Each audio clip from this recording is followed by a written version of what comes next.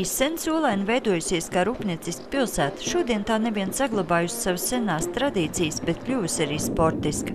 Tāpēc svētku gājiens cauri centrālajai ielai bijis uz jauno pilsētas stadionu. Tā ir dāvana olainiešiem pilsētas 43. jubilejā.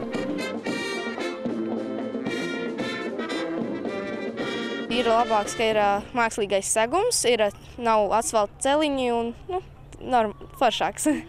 Vai Olaine ir tāda sportiska pilsēta, vai jūs esat tāda sportiska skola?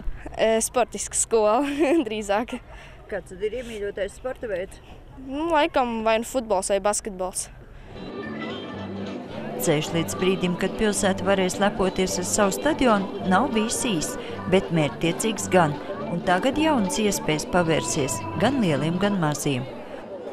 Viss tās laukums sastāv vairākumu no futbola laukuma tomēr. Bet visiem sportistiem būs, visiem, gan Olaines iedzīvotājiem, tiem, kas nenodarbojas ar sportu, visiem.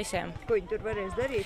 Gan skriet, gan lēkt, gan vieglatlētikai nodarboties, tenisu spēlēt, basketbolu spēlēt, futbolu spēlēt, protams.